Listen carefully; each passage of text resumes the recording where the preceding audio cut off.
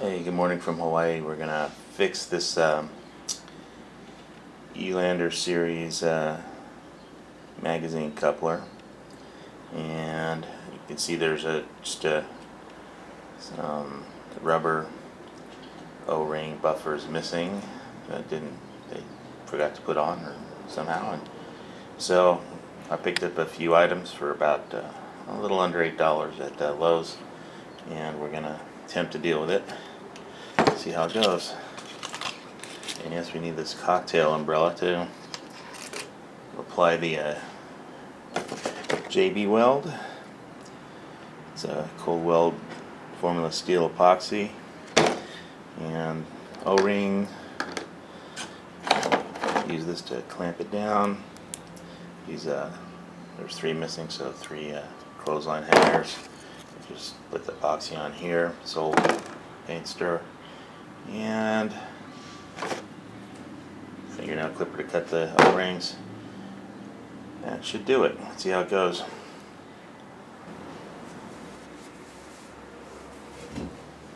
Okay, so the first thing you gotta do is mix up this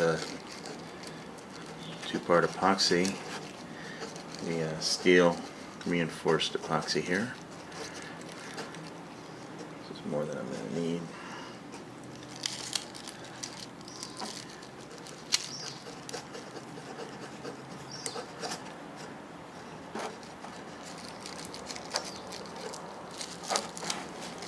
Alright, we might want to actually get the O-rings cut first, but anyway, they're cut. Just get them about the right length.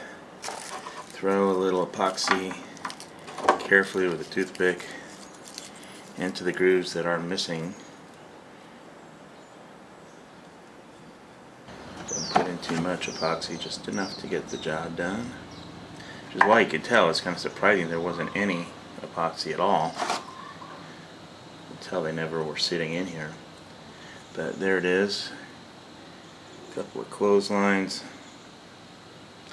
Like not perfect, but perfect enough for rock and roll.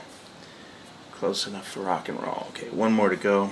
One more of these little O-rings.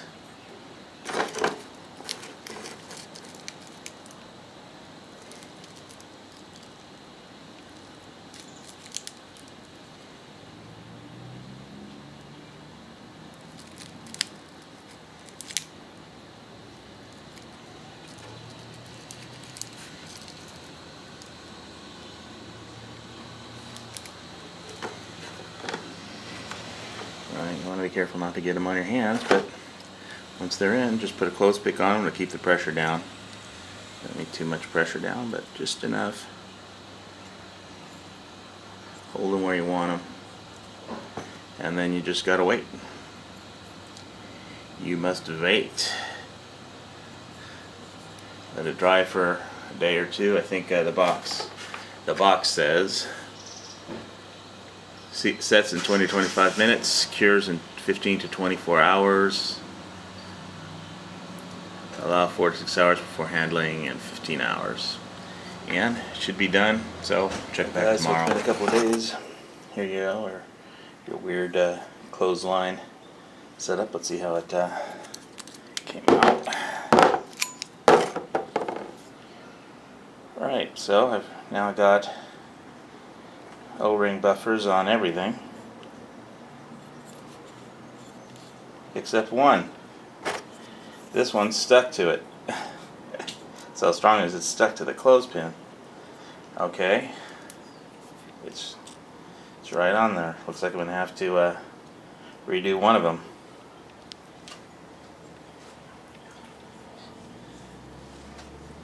Anyway, so this is how it works if you after you set it up. These were the good pair that they sent, and it's as you can see, you kind of put it low, the Elander mag coupler, and you set it up going opposite directions for the divorce. So when you put this in, this is going forward. Assuming you have the ejector port on the right and the cover for the ejector port on the left, you always want the extra mag on the left side when the shells are being ejected on the right. So you flip it around for this way, and so make sure you set it up right. If you put it too high, it'll jam. It won't go all the way in on the mag well. So it's like they go the opposite ways basically. So when you flip them around, one's always on the left side. You know, if you do this backwards, there'll always be one on the right side. You know, but which of course we had it set up for lefty. Then that's how it goes. So all right, so I got to redo this one. Too much glue stuck to the thing. So there you go, lesson learned. And I got this cool Lancer. I really liked it, and then I went back to buy another one, and they were out. So that's the way it goes. It's got steel.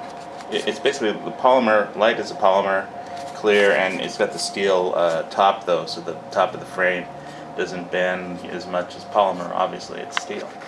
So it's kind of interesting combination. And so, got to redo this one. So, see, you learn something every day. I got all of them but one in. So, got enough O-ring. Got all 4 on that side, and just one missing over there where the glue held onto this thing. Alright. Well, I got plenty of O-ring. And thanks for watching the video. And this is kind of what to do. Just don't use too much glue like I did. Alright. Aloha.